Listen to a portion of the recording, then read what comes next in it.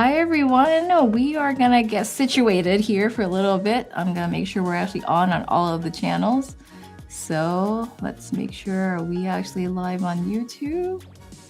I think we are. And then let's see, are we live on? Gotta love how long it takes LinkedIn. Okay. See whether we're live on LinkedIn. Welcome in, everybody. I think we're live. It just went live for me right now.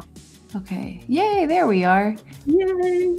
Okay, I just don't want to be hearing myself in triplicate or quadruple. And then last but not least, double check if we're live on Instagram. It's like, my goodness, how many more channels can we be live on? I think we're good. I think this is it, right? Yes. Yes. Welcome in, everybody. Just want to get started here. So turn down the music here. So if you're checking this out, we are on multiple platforms. We are on LinkedIn, Facebook, Instagram, YouTube. And my name is Lillian Liang Emlet. I am founder of Transforming Healthcare Coaching. We have a podcast, a YouTube channel, and we coach healthcare professionals. We help them level up in life through leadership, well-being, and their whole entire holistic life journey. And I am joined tonight with Jackie Hallberg. You want to say hi to everybody? Hello. I'm so thankful to be here with you, Lillian. Thank you for having me. Yeah, so Jackie is a social worker, and she runs a nonprofit that focuses on reducing crime and conflict. She is a certified mediator. She is host of LinkedIn live events, Just Jacks and Guests, every week. She also is founder of Just Jacks Advising. And her passion really is cultivating positive relationships, increasing romance, and encouraging everyone to be a happier and healthier person. And so we're really excited to have a really frank conversation this month in February, just less than a week out from Valentine's Day. Just because I think relationships, whether they're at home or whether they're at work, can really influence each other. And so I just want to give a shout out to the fact that, how did I meet Jackie? So we met here on LinkedIn, actually on LinkedIn Lives, on something called Wishful Wednesdays. I don't know if you want to give a little bit of background on what are Wishful Wednesdays, so that people can look for them. I would love that. And our next one is going to be the last Wednesday in February at 8 p.m. Eastern Standard Time. So we, my partner and I, Damian Kinsey, he and I decided to do LinkedIn audio events way back when they were getting really popular on LinkedIn, about talking. We were both working in nonprofit with youth, and we were really seeing a lot of burnout and families that were exhausted with their kids' behavior. So we started a room on that called Finding Your Purpose, like how to work through those tough jobs and the tough situations at home. And what we found is, not only did people want to talk about that, they were losing a lot of hope too. So we turned and added the second room, Wishful Wednesday, to say, let's talk about your hopes and dreams with the world. Some people would come on there and say they wished for world peace. Some people would say they wish their dog wasn't so sick. Other people would wish that they had enough money to get to work this week and put gas in the car. Other people would wish that their business would take off, or they'd get more clients, or maybe people would follow their social media challenge. And we thought we would do that show just once. And people just said, please come back. We need to do this. And we want to support people. And you were there almost every single time. It was amazing. And it's like, without that show, we wouldn't have probably connected as quickly, at least, if not at all. Guys, right. What I love about Wishful Wednesdays was the fact that it's international. I mean, there would be people from all around the world tuning in late at night, and it would just go on. You had to like turn off the video. I mean, the audio feed. This is back when there was LinkedIn Live audios, where it was really easy for people to join and listen, be on the go, and be able to contribute. So I do miss those days. I do too. Yeah. Different than having to have your hair done and wear a necklace or anything like that, because nobody could see your face. They saw your profile little picture you had on LinkedIn. That's it. Right. And so many years ago too, I think one thing to let everybody know is I had never really been on social media. I really was not a blogger. I really didn't do any of these types of things. And so I started with the LinkedIn live audios. And it was through Wishful Wednesdays and with you and Damien that I started to see that there's a world out there, make connections, meet people, and then over time refine our platform. And so now obviously we have the podcast and the YouTube channel, and we've grown. And I have to admit, to me, it's like now coming full circle to be able to give back and amplify and cross amplify, because it's really important that we all lift each other up in the sea that is life. And isn't it so cool to be able to reach out to people not in your hometown, that's not just in your business community or who you already do workshops and meetings with? It's so cool having that global view. We get feedback that's different than maybe what we would get from our normal colleagues or our normal people that we go to work with every day. It's enlightening. It's like every time I come on a show, whether I'm hosting, whether I'm a guest, I learn something I never expected to learn on that show. Yes. It's amazing. Yes. Yeah. So tonight we want to talk about dating and relationships. And so I guess I'll start off with, from your work as a relationship coach and as a social worker, you get to see all kinds of relationships. What are some of the core ingredients that you feel are necessary in a healthy relationship? Oh, And where exactly do healthcare leaders most often underestimate the no. importance of the personal and the private relationships as people show up at work? Oh, girl, that's a lot. So you may have to break that down for me a couple times. So first of all, the best thing in any relationship, I don't care if you're dating, I don't care if you're married for 25 years, I don't care if you're a friend relationship or colleagues, it's communication, positive communication. And I always preface this, and I know some people get a little bit when I say this, but if you cannot talk to your partner about important things, the way the world matters to you, what feels right for you, what is safe for you, what it is when you've had a bad day at work, if you're not being recognized or anything, if you're not comfortable using words with them about that stuff, why would you let them touch your body without clothes on? I mean, come on. We're willing to be completely transparent here, but you're not willing to use your words and let people know. And I think with leaders in any capacity, we tend to just assume people are going to listen to us or they know what we want because we've said it once. When we're talking healthcare leaders, whole different ball game because I think I think I've shared with you before in the past I was a ER social worker. I have been a elementary school counselor, but I did that actually through a federally qualified health center. So I had to have interaction with the doctor on every single case, every case note. We would talk about the co-working together. And, I've done a few other things in the medical capacity, and it's not for me. It's working in a hospital, in a doctor's office is not for me. So first of all, I give so much credit for those of you that work in healthcare. It is a different ball game. And those of us that don't have that draw to it, that don't vibe in that capacity, we don't understand all the stress you go through, all the demands, all the literal life and death stuff you see every day. And for us that maybe work in a different type of office, even when I worked in the school, different than when I worked in the hospital. And oh my gosh, stress in a school is pretty intense. Stress in certain factories and businesses are, but healthcare, you are on your toes literally all day long, not knowing if somebody is going to die in front of you. If people are going to get called in, are you going to have to mandate people? That stress is nonstop. And when you go home to a partner that doesn't understand that, or you haven't felt comfortable communicating how intense it is, there are some issues, especially if you walk in the door and you're just like, you just saw death. And your partner's like, babe, you want to go do this? And it's like, or if they're like, why didn't you do the dishes before you left for work this morning? It's like, are you kidding me? Right. Yeah. And I think we do struggle with communicating our needs because so many of us either assume you can tell what we're needing or that you can read our nonverbals, or maybe we told you 6 months ago or 2 years ago and we just assume you remember it. It's tough. And no matter what your position is, say you're a leader in a high position and you have a lot of stress, you have a lot of demands on your time, you have reports and staffing issues, and maybe your partner has a position where maybe they are also a leader in a different capacity, or maybe there's somebody that is a frontline worker or somebody that doesn't have all that additional pressure. Sometimes there's a little bit of miscommunication in terms of, are you trying to act like the boss in this house? Because that's not how we roll.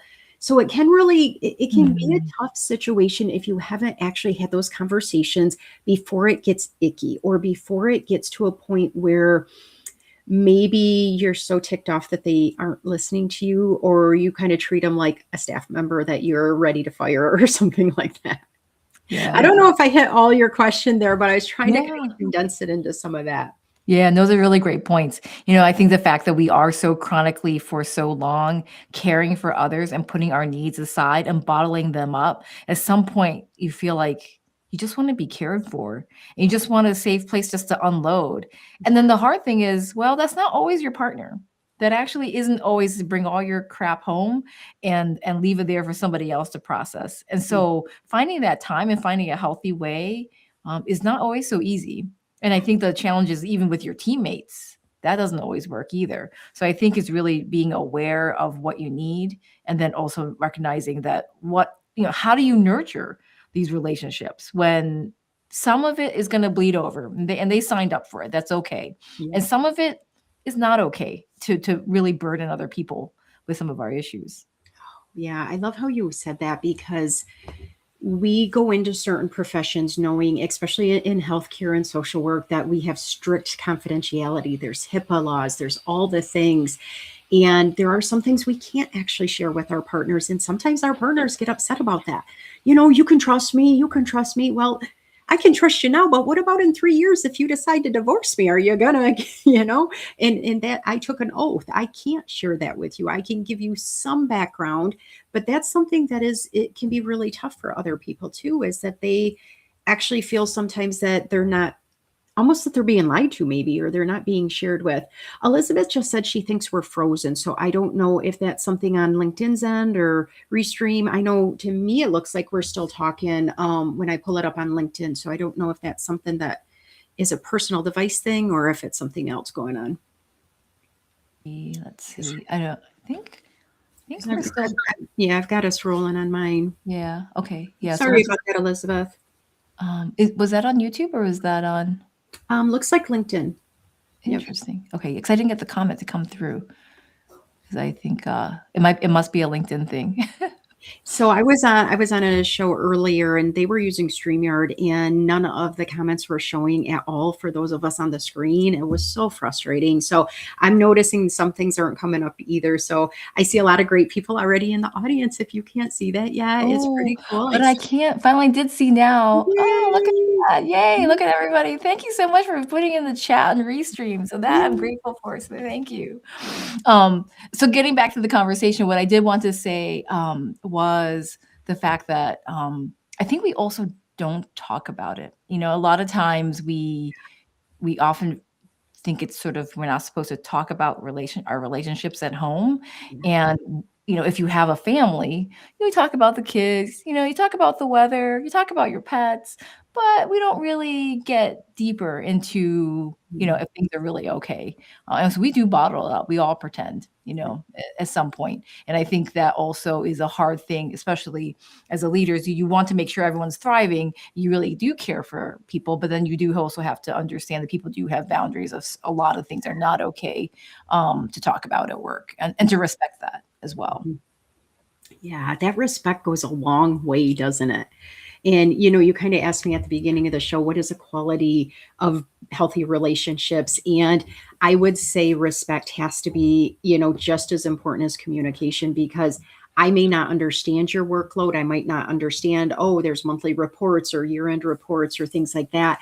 But I can respect you enough when you tell me this is going to be a little bit more intense week, or I have clinicals this week, I have new things going on. So when we use our words and then our partner respects us to give us that grace or that experience, ooh, good things can happen. And if you are in a relationship where you're not feeling respected, I mean, you wouldn't tolerate that at the office if you had a staff member treating you like that, or a colleague. And if you're tolerating it at home and not working on that relationship, you're going to bring that back to the office. You're going to bring it back to the hospital. You're going to bring it back to your patients or your colleagues. And it's going to just get worse and worse for you, no matter what kind of leadership position you are, title you have in your name, or anything. Right, right. So I think the one thing to also understand for everyone to realize is that chronic stress reduces your empathy, your patience, and your conflict tolerance. And so whenever your relationships are strained at work, it affects your home. And when your relationships are at home, it affects your work. And so even the World Health Organization recognizes the chronic stress is a risk factor for interpersonal violence. And the reality is, interpersonal violence doesn't start with physical, it starts with verbal, right? And just like you said, so if the foundation is good, healthy verbal communication, that's where things start to go sour and go sour for years before it becomes a real issue. And then by then, you don't really recognize it because, well, you sort of normalized it. Oh, normalizing bad stuff is the worst because it confuses our brain. Our brain is like, this is not normal, Jackie. What are you doing, Jackie? Why are you doing this? This isn't normal. And then we just shove those feelings down from our brain, and then it manifests into anger and bitterness and anxiety and depression and maybe tummy aches and maybe high blood pressure and all the things that we're trying to make sure our other people are not experienced, but we tend to do it ourselves sometimes. Yeah.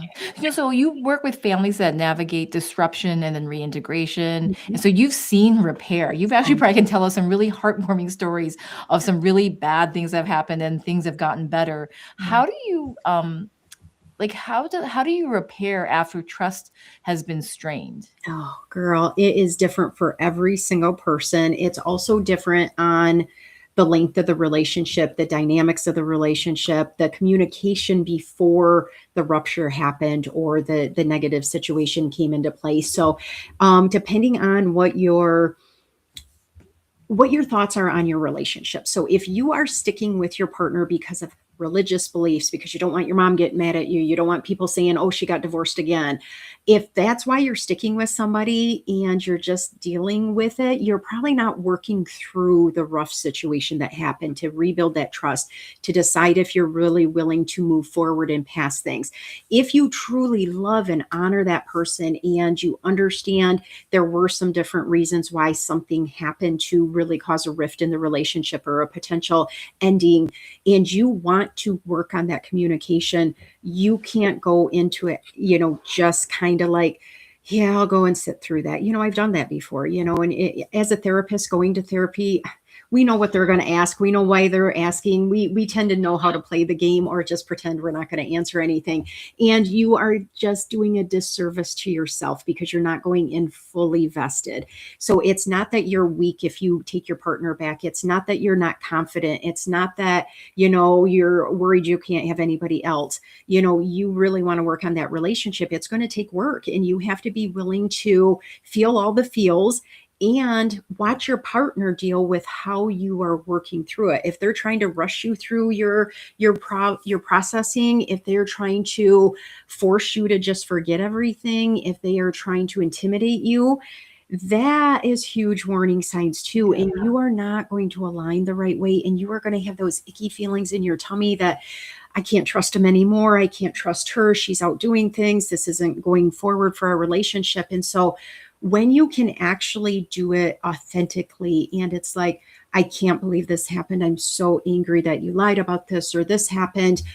But how are we going to move forward? And if your partner doesn't have any idea how to move forward, big warning side. But I'd rather them say, I don't even know. I don't know if I can change. I don't know if I can be the person that I was 10 years ago, 4 years ago when you married me, but I'm willing to try. That's huge. That's huge. I believe firmly not one relationship should end in anger. Mm. I mean, you love that person at some point in time, but we grow apart. We have different life experiences. Our bodies change. And depending on when you started that relationship, you may have started growing apart because of career or because of children or something. You're not necessarily the same person you were 10 years ago or 20 years ago. And to think that you have to still feel the exact same, it's going to set you back and it's going to be something you're not going to be able to probably work through correctly. But when you do work through it, people are going to challenge you and they're going to blame you. Why? I would have just divorced her. Or I would have kicked him to the curb. It's not for them. You are making your relationship decisions for yourself. Hopefully, not even for your partner or your kids, but for yourself. Okay. Right. makes a difference. Yeah.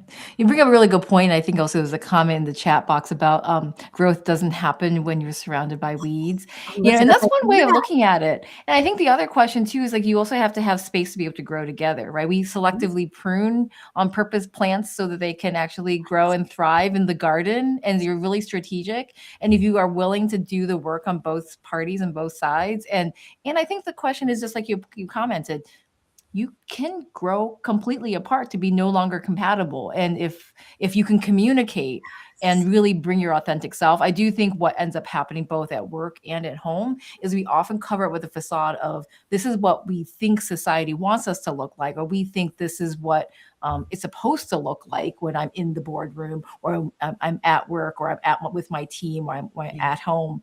It's supposed to look a certain way, and so we just pretend. And the longer we pretend, we fake it till we make it.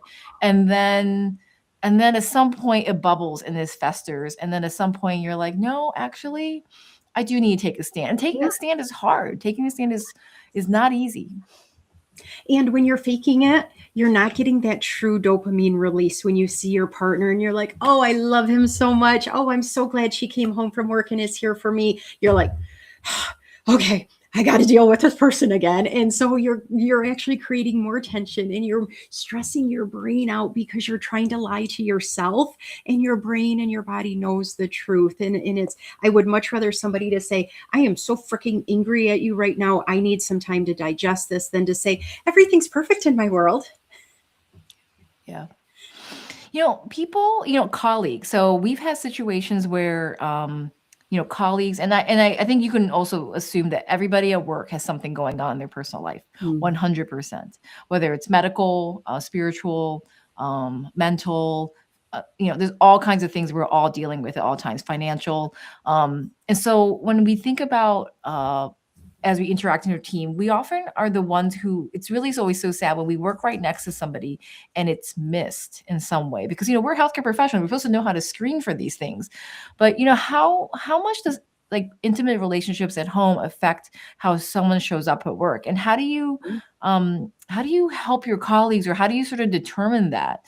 Like if there's a problem, like when there's a warning sign where I probably should recommend help, right? Just we know this for depression. We know how to look for suicidal tendencies, homicidal tendencies. How about this relationship issues? Yeah. Well, one of the number one reasons that people tend to call in sick is usually because of what's going on in the home, whether they're fighting with their spouse, whether their kids skipping school, whether there is miscommunication issues. Sometimes it has nothing to do with being sick. It's more of the stress. And so many people don't want to bring that to their employers and say, my household is messed up right now, and I don't know who's coming and going, if I'm going to get divorced, if somebody's doing this. We don't feel comfortable even as employees doing that, because a lot of times our leaders don't provide that culture. We are here to do a job. We are here to save other people's lives. Leave your personal crap at the door. We got to do this. And to a point, they're right in some capacities, but there's no way that somebody can work at less than 90% consistently and be quality and truly be able to recognize, whoa, I need to step back. Even though you need me right now, I may mess something up. And when you're talking healthcare again, you're talking life and death. And you don't want somebody that has all that stress at home, that they're confused if they're, oh my gosh, is somebody cheating on me? Is somebody draining the bank account? Did they do something?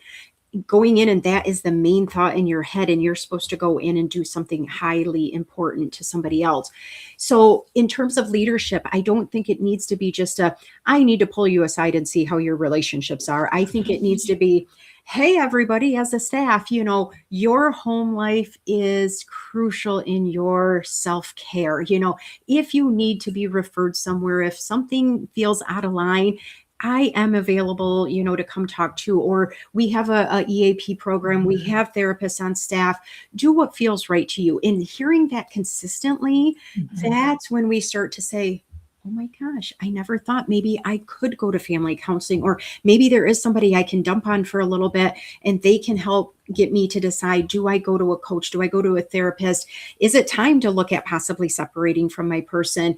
And so creating that culture does not have to be this intense, oh my gosh, I'm uncomfortable. Are they going to say I'm talking personally, type of a thing? But if you can tell somebody is consistently, they're not coming to work, they're having weird reasons, excuses. If you were to see something like bruises, or you can just tell they're not sleeping, if you have that relationship that it's okay and you're not crossing boundaries, it's absolutely okay to just say, Jackie, something seems just a little different for you. Is there anything I can support you in?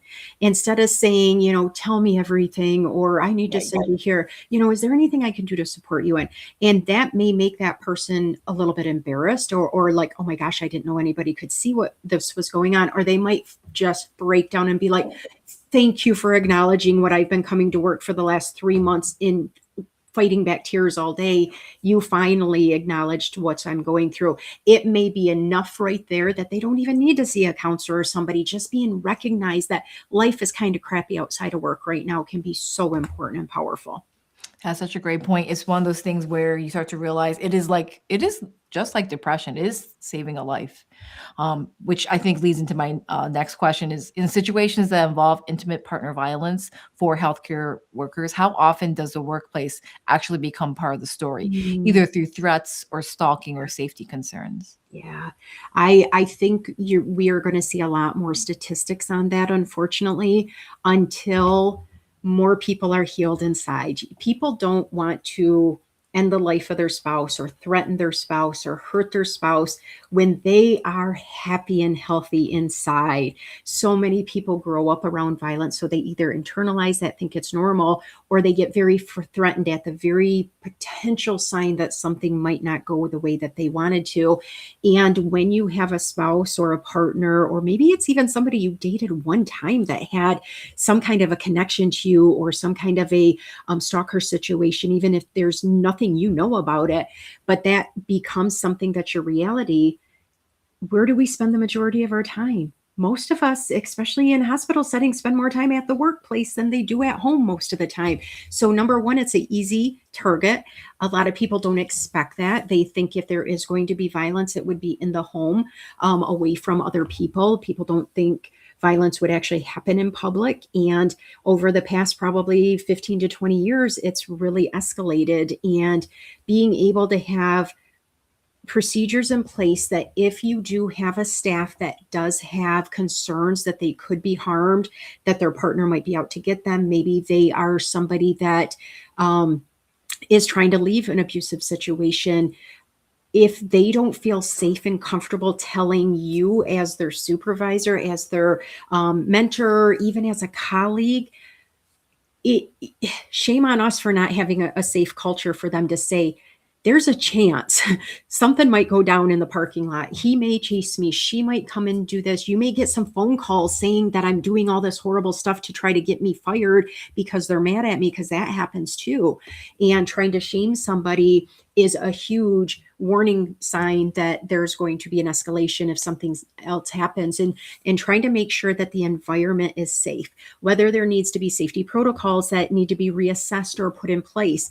Maybe certain people aren't allowed in certain areas, or maybe this person gets escorted to their car at the end of the workday until they decide that they're no longer in need of that. But if they don't feel comfortable coming there, if they feel like, oh, they're going to think I can't handle my business, or I'm weak, or I'm whining, or I'm just, making it up, why would they come to you as leaders? So leadership, I don't care if it's a 2-person business you're running. I don't care if it's a small doctor's office. I don't care if you're in a department store, if you're in a mega hospital. You should have a culture that is safe for people to come and disclose if they think there's a threat in any capacity, but especially some of our higher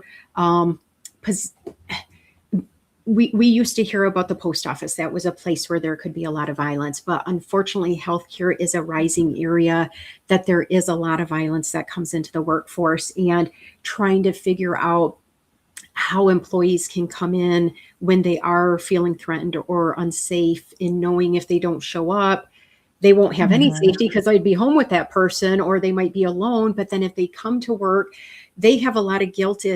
What if I do bring that threat here, or what if I bring violence here? So trying to figure out that culture change to make sure that it's safe, and it's not going to get people to say, oh, today I'm having somebody threaten me, so I'm just not going to come into work. That's not going to happen. Just like when we talk about suicide, that doesn't increase the numbers. It helps people actually feel like, wow, you can tell that I'm hurting so bad that I could actually come to you if I do feel these thoughts again.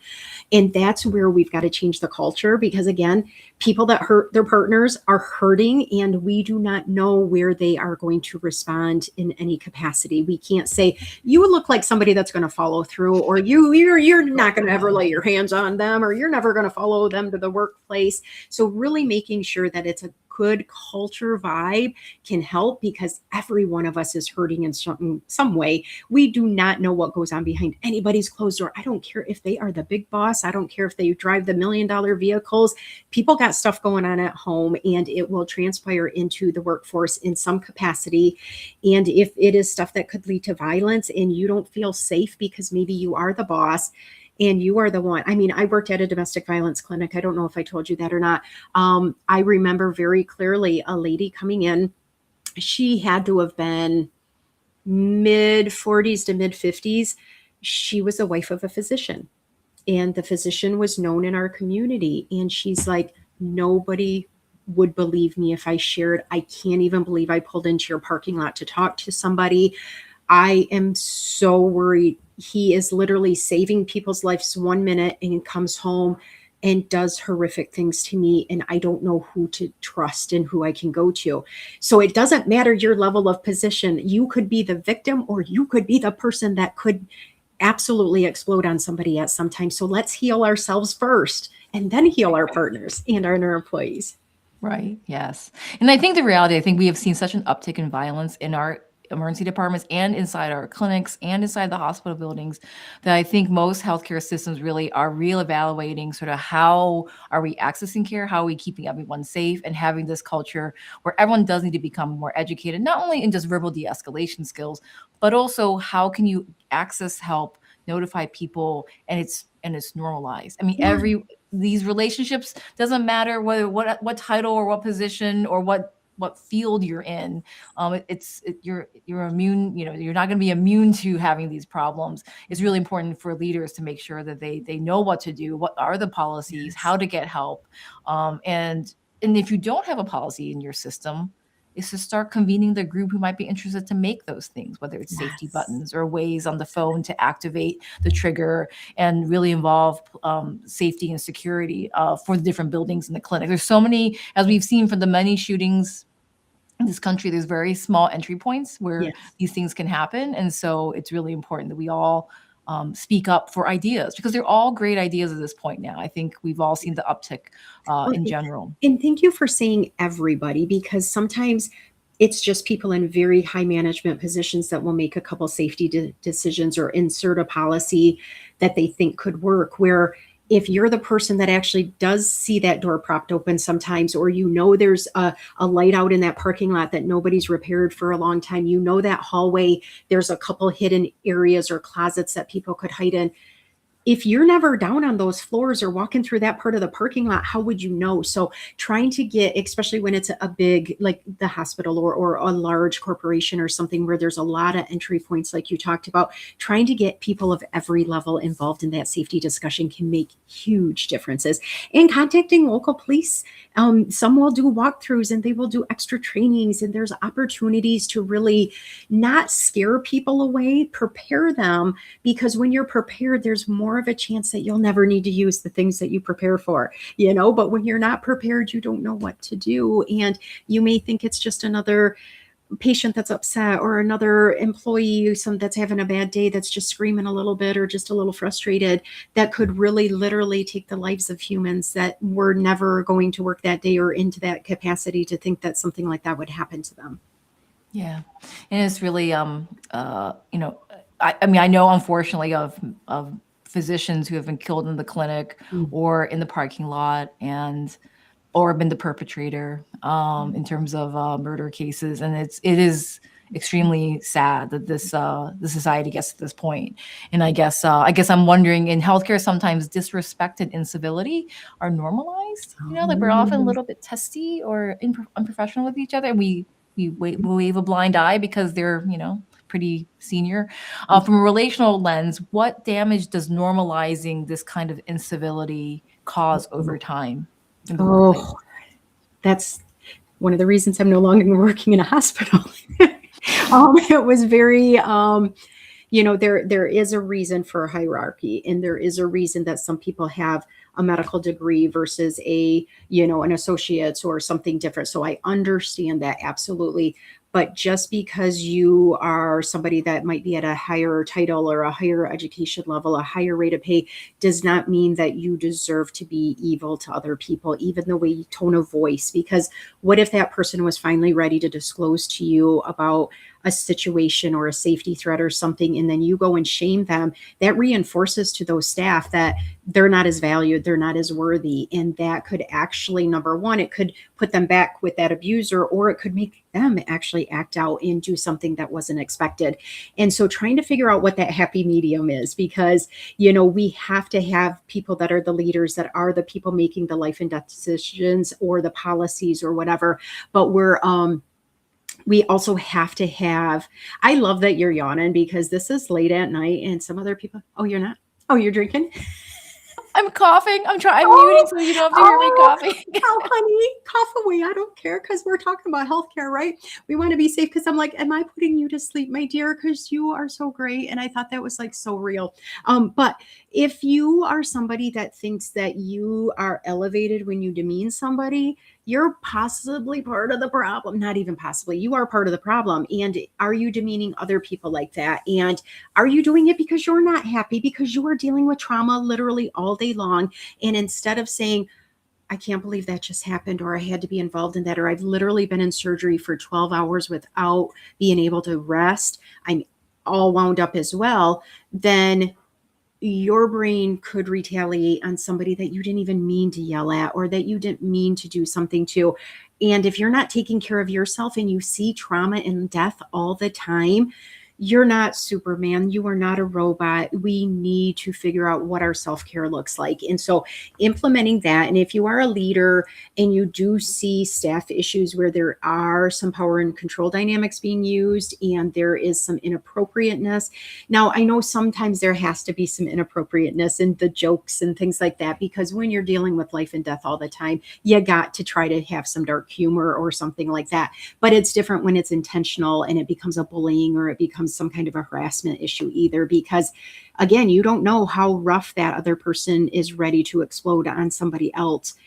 And that could be the thing. And if you're just kind of tolerating that because that's always how it's been in healthcare, or the doctors always get this pass or this or that, it's going to come back and bite you at some point. Right. And I think that really does sort of speak to, I've been in certain places where the culture really is, if you're going to be like that, that person doesn't stay in that institution very long. And that's a great healthy work environment. And so I think places that do tolerate it, after the show is over, we will I'll put in a link for an article about how um Mm. verbal situations and precede physical. So verbal abuse. So when it becomes abusive verbally, that is a problem. There's a first warning sign, and Mhm. this is not something that you often have to look at the individual. It's not something you can just train it away and coach it away. There's something deeper and more serious going on with that individual, and so really trying to get ahead of it rather than tolerating it is really important. But Yeah. I did not want to spend the entire evening being negative. What Deep. I want to also end on is, how can we actually cultivate healthy relationships? Because, having care for ourselves, care for our partners, care for our family and home, it's not easy. I mean, when working 12-hour shifts Mm-mm. or 10-hour shifts and you don't have much capacity left, do you have any tips to give our audience in terms of how do you keep relationships healthy when you are in a high performance, high demand field? Oh, yeah. So I was told something, gosh, maybe a year or so ago, that I just cannot even shake. And it is, I used to always use the word, oh, I'm so busy. I'm so busy. Work is so busy. It just comes naturally. And so many of us do that. And they looked at me, and I can't even remember if it was virtual or if it was in person. I can't remember the exact person that told me. And I think I've heard a couple different iterations since then. But they looked at me and they said, Jackie, who schedules all your appointments? It's funny. Oh, you're right. You're right. Why don't we schedule time with our partner? Hey, this is a super hectic week at work for you. I have a little more downtime. Maybe I'll do a little bit more around the house. I'll deal with the kids. I'll do this. But when it comes to Saturday morning, honey, I need you. I want some alone time with you. Let's get a sitter. Let's take a break. If you need a nap to catch up after your busy week, that's okay. But then we need some alone time, whether it's intimacy, whether it's going for a walk, whether it's going out for coffee, whether it's doing something that both of you just find enjoyment in. When we just live in hustle culture, oh, I got to be attached to my phone. I got to take call again. I got to go in. I got to help. I got to help. You stop being a human and you just become that hustle. I got to fix, I got to save lives. I got to do whatever I got to do. I got to do all this stuff to get money and to do all the things. You don't become that person. And if you can't become your person again, how can you be there for your partner? Because they're going to just start feeling like they're sucking more out of you. And then that's going to start building those walls up. And we don't want that. We want our partner to be the person that we can just, I need a hug. It's been a rough day. Or I am so wound up for the way he talked to me at work today. I need like 20 minutes before we can even have a conversation because I am still needing to decompress right now. Using those words, sending them a text before you leave the office. Today really sucked. I need a few minutes, or I need to go drive down by the lake, or I need to go get a ice cream cone before we eat dinner. Do you want me to pick you up on that kind of conversation? Building in fun time, but building in time that says, if we are both in high stress positions, if one of us is more high stress than the other, we may not even understand it. We're both high stressed. We will tend to find somebody that can lift us up. If our partner isn't, it might be a colleague. It might be somebody that we find on social media. And if they're, oh, you shouldn't have all that tough stress. Oh, that's where we start to open those doors to infidelity and all the other stuff that could happen. Because if we're not feeling lifted by our partner, or we feel when we tell them, hey, it's been a rough day and I need this from you, can you please give it to me? And they're like, yeah, I don't have time for that. Or I'm busier than you are. Or, I'm not going to do that for you because you didn't do it for me yesterday. That's when those fractured relationships happen. So if you want your partner to be the one lifting you up, are you lifting them up? Are you balancing each other? Are you finding time in your busy schedule to say, this is our uninterrupted time. This is when we work on just us. This is when we remind each other that we're husband and wife, whatever your thing is, that we are okay as a couple. And it may not be every week that you get a date night or you get a 2-hour block together. It may be twice a month, 3 times a month, but figuring out a time before it gets, oh, I don't even know what it's like to just go out to dinner with my wife, or I don't even know the last time we've had time alone on the couch without the kids jumping on us and stuff like that. It's going to go and it's going to start becoming normal, and then you're going to forget to work on yourselves. Yeah, those are all really great points. And it's one of those things where, if you prioritize yourself first and figure out what is that you need. I mean, some people need yoga, some people need meditation, some people need to go for a 5-mile run, some people need to walk, some people need to write. Some people just need to go watch a movie by themselves. I don't know, but you have to do something that fills your cup so that you can show up with capacity for everybody else. And I know we keep harping on this in terms of how are you as a self leader. And I know people plus minus love the word balance, but there does need to be some kind of balance. Whether it's a week to week, month to month, day to day, hour to hour, there needs to be something in the day that lets you sort of reset. Yes. And that can honestly just be a meal, right? Like getting some more calories and just having a moment to mindfully eat. It could, and then same thing for your relationships, having time to chat with colleagues or chat with friends. A lot of times I know many colleagues of mine will call their mom or call their friend while they're commuting back and forth from work. And they just sort of know the routine is like around 5:30 or, whatever time you're stuck in traffic. That's when you get to nurture those. I love that. I love that so much. I think it's really cool that colleagues can be your friends, but colleagues can also cause you a lot of stress because they know too much about you. And so you may really jive with hanging out with your colleagues, where me, I might be like, no, hard rule. I don't have friends that are colleagues, and that's okay. And don't go into work getting mad at those people because you need that boundary or they have that boundary. And then talking about that with your partner and being like, I work so much, I don't even have my own friend network anymore. It's either you or my colleagues. Well, guess what? At some point in time, you need somebody outside. I saw in in one of the comments that said also do time for yourself. Yeah, even if you have the best relationship ever, take time for you. Read a book that you want to read and say, I'm on my book time. I don't want to be interrupted, or I want to go take myself out to lunch, or I want to go join a new yoga class. But I know we did an exercise class before, but can I do this one by myself? Because I just need to focus on Jackie for a little bit. And that's one of the coolest things, is when you can really vibe alone and be okay with it, not be jealous. Oh, he doesn't want to be around me or something. And do stuff with friends outside of who you see every day, because then that reminds you that you're a normal human and you're not just this robot that is so mechanical going to work all the time. Yeah, no, those are really great points. So whenever we think about the wheel of life, when we start with our clients, in the coaching relationship, we do have people sort of rate themselves on a scale of 1 to 10. Mhm. How do they feel about their physical health, their emotional health, spiritual health, professional relationships, and the rate? Because the reality is, if one thing is sort of off kilter, then you might just need to be able to rebalance everything. And so everyone feels a little bit better once they realize, I do figure out a way to get it in. What it may not be the same frequency as somebody else. Some people need more. Some relationships need less. And that's the great thing, I suppose. But at the same time, you do need to think about it occasionally and have a huddle and decide together in this season, right? So I think the other thing too is the season. We had a virtual summit this past December, and Dr. Lisa Muhlenbein had talked about the relationships, especially for physician spouse relationships. It's really hard because there are seasons, especially when you're transitioning between jobs, you often move 5 times within less than 6 years. And so just, having that pace also makes it really hard because you're not able to make other friends outside of just the Mhm. work environment. And so Yeah. when people tell me they don't have time, I always question that, because I would argue that if you look at your Google Calendar or your day planner and you color coded what every like 15 minutes sort of represented, you actually are doing a lot more personal time things or hobbies, or can squeeze in a couple pages of a Mhm. book, or meditating. You can squeeze things in even if you're on a shift or commuting or sitting next to your partner. There's Yes. ways to do squeeze these things in.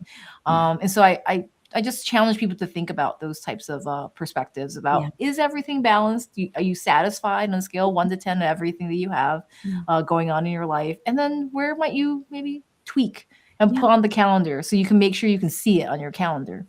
I love how you acknowledge like moving, but also the demands of a new job, especially like if it's a new residency or something, because your your life changes as you age. So we become more social or less social. We become more physically able. We become more out, kind of like the extroverted, introverted, depending on what life is going on. Maybe when you have small kids and you have a job, you don't have as much time for friends unless your kids can play together. Well, that's going to change in a few years. Are you going to ditch all those friends and not have anybody when the kids are starting to drive and they don't want mom and dad around or something like that? So when you're practicing in a relationship and making it strong and healthy, and a lot of change is going to happen, you also got to plan for the change that you don't expect. Like, you maybe thought that they were going to be in that hospital for the next 3 years. You didn't have to move right away. In 6 months in, they're like, yep, I just got a promotion, or they want me in this role. Let's pack up and move. And Right. you're just like, "Ah." So being able to be flexible and adaptable and understand as you age, there may be more or less demands on your job or your specialty or the family unit. And so being adaptable and being able to communicate with your partner, this doesn't feel so good, or I'm a little nervous this is going to happen again, or oh my gosh, bring it on, I'm so excited for that, can make the transition so much smoother. Yeah. So, again, you bring it right back home to being honest and communicate. And even if you don't know, even if, because a lot of the times we don't know exactly where we stand on things, but just expressing a Yes. lot of it helps you think out loud and be able to be honest. And if you're always honest with yourself and you're honest with your partner, then hopefully the rest will be a work in progress you both can handle. I love that. So, is there anything else that I've missed, tonight, that you want to share in terms of something important that you want to talk about with relationships and dating? So we didn't talk as much about the dating. So all I'm going to throw out there is dating is tough. Okay. It is tough, especially when you work a 8 to 12-hour shift or you work a 24-hour shift on and off. Finding people in real life is difficult. Finding Mhm. people on social media or a dating site can sometimes be easier or even more difficult. And so when you're spending quality time dating, don't, first of all, make sure your dating profile is appropriate, because you don't want to get 50 people when you're not even going to like 49 of them. So make sure that it's accurate. And if you don't know how to craft it, that's when you come to people like me to help you, because there is no playbook that says this is going to work for every single female, every single male. And it might just need to be crafted for you specifically, because dating can suck the life out of you. It can suck you that free time. And then maybe you don't have time with your friends or doing that self care. It can also suck financially if you date the wrong style people, or you don't have the expectations set what a date looks like. So there's a lot of people that um, are divorced or single when they're working in very intense positions, and you don't want your downtime to be hanging out with people that are just going to be kind of losers, or they're not going to be. And I'm not trying to minimize that. I'm serious, because if you are not compatible, it's a losing situation. I'm not trying to label people as a loser. It's not going to be a win-win. If all you want is a hookup or just somebody to hang out with for one night, okay, that's fine. If you are really somebody that wants a companion, you want to be in a relationship with somebody, interview hard before you even waste time doing a 20-30 minute first date, because why waste your time? I love that. Interview hard. Interview hard. Can you tell I'm older in the dating world? It's a little different than when you're in your 20s, I'm sure. Yes, yeah. Wonderful. And so how can people work with you? Yeah, so I do a lot of things. So I do help with family dynamics in terms of some of the reentry work I do, and the pre-divorce things and parent-child things. I can still do that, but my passion really is really working on individual dynamics in terms of, do you want to date somebody? Do you want to be happier being single? Do you want to work on your relationship and get that intimacy or romance back in the world? So they can go to my website, justjacksadvising.com. You can also just reach me through LinkedIn. My name is right on the page here. You can DM me, or I do have Just at Jack's Advising page, both on Facebook and LinkedIn as a business page. I don't put much on the Facebook right now. I also, through the month of February, if you follow my Just Jack's Advising LinkedIn page or my TikTok page, which is Tripping with Jack's, a little different, I am doing a love word of the day for every day in February. I also, on LinkedIn, I do a weekly newsletter that goes out on Sundays, and it always has one dating tip and one relationship tip to strengthen your relationship. So if you're not sure you want to actually jump in and say, I need a relationship coach, I want somebody to help me with my dating profile, my partner and I really want to talk to somebody that could be neutral, that's not a therapist in this realm, you can check out my stuff. I'm very transparent. I am not going to be everybody's cup of tea, but I promise you, I have been through almost every kind of relationship and dating situation. Learn from my mistakes, learn from the things I've learned from so many other people that could help save you time, save you energy, and rebuild that va-va voom that everybody deserves. We deserve those little butterflies in our tummy and really feeling like somebody truly cares about us and love us. So reach out to me any of those ways. I'd be happy to talk to you. I do individual virtual sessions for if just one partner's like, I don't want them to know I'm getting help. You know what? That's not necessarily something I'm going to judge. Well, I'm not going to judge you for that, but we're going to work on talking about communication and trust when you're ready. But if you're not comfortable having your partner in the room, I can work with you one-on-one. If you and your partner want to work with me one-on-one, feel free. That's totally okay. We can do it as a group. That's not a problem. I'm not going to pick her or him. It's going to be whoever. We're going to just talk about stuff no matter what. I also do some different group sessions. So I will be launching some different group platforms where it will be anybody that's, whether they're dating, relationship, you can pick a class and there might be one or two people in it, or we might have 20 of us talking about different things. I also, Valentine's Day is Saturday. So I love that we did this right before that. I'm going live on TikTok at 10 o'clock in the morning. I'm doing a live show at 4 o'clock on both LinkedIn and YouTube. And at 8 o'clock, I have a free Zoom for anybody that wants to join to just talk about love and relationships and the good, bad, ugly. And you just want a safe environment to do it that's not going to be broadcast anywhere. Totally free for that. We're going to have a good time talking about that. But reach out to me anytime. And like I said, you can follow me on the different socials. When you're ready to jump in, if you and I talk about stuff and we don't align, I can give you some other recommendations. I'm not going to say I'm the only one to come to, but I can tell you I am never going to judge you, and I'm always going to respect you hold confidentiality unless you threaten me or your partner, of course, then I'm going to report that.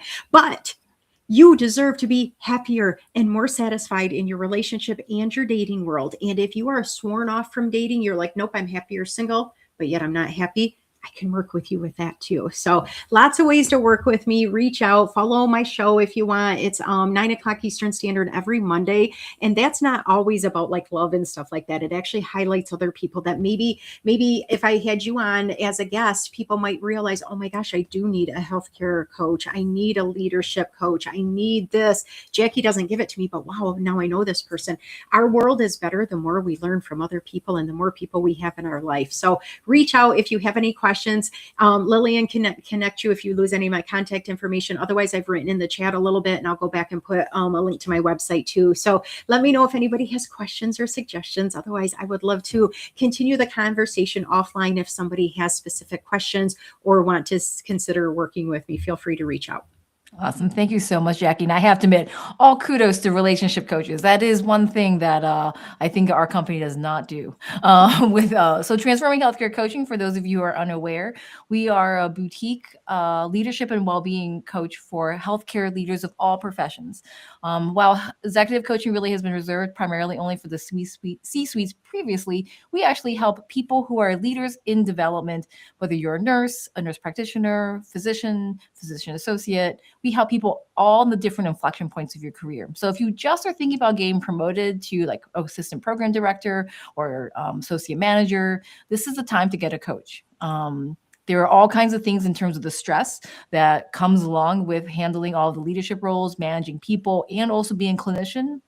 And so balancing it all is not easy. And so we really feel that the true next health generation of healthcare leaders requires support in an interprofessional way for both their leadership skills plus their well-being skills. The two of them really can't be separated. And so if that vibes with you and you happen to be a nurse, a physician, NPPA, pharmacist, we're your people.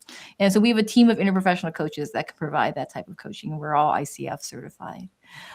So thank you everybody for joining us tonight. And please share this with your healthcare friends and family and colleagues. Share it with your own primary care physician or provider.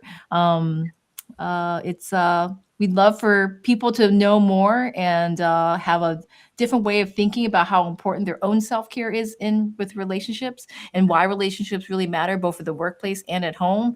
And that there are little ways, little small things. You don't need a whole entire day. You can do small things and make a big difference in your own life and in your relationships. I love that. Thank you for all the work you do, Lillian. You and your group, I mean, you are literally transforming a very difficult position for so many people. I love you. I will be referring people your way anytime I get a chance to do that. And thank you for being a supporter of Wishful Wednesday. If you wouldn't have stepped into one of those rooms, we would have never had a discussion like this. And look how much fun we had. And we had great people in the comments. And I hope people catch this on the replay and know it's okay to reach out to Lillian and I, even after the video is done and everything like that. Thank you, guys. Yes. Awesome. Thank you, everyone. Have a wonderful evening. Oh, and I just want to say, for those of you who are still here, thank you for making it all the way through the end. And thank you for cheering us on and putting the comments in the chat box. We appreciate that so much. Have a good evening.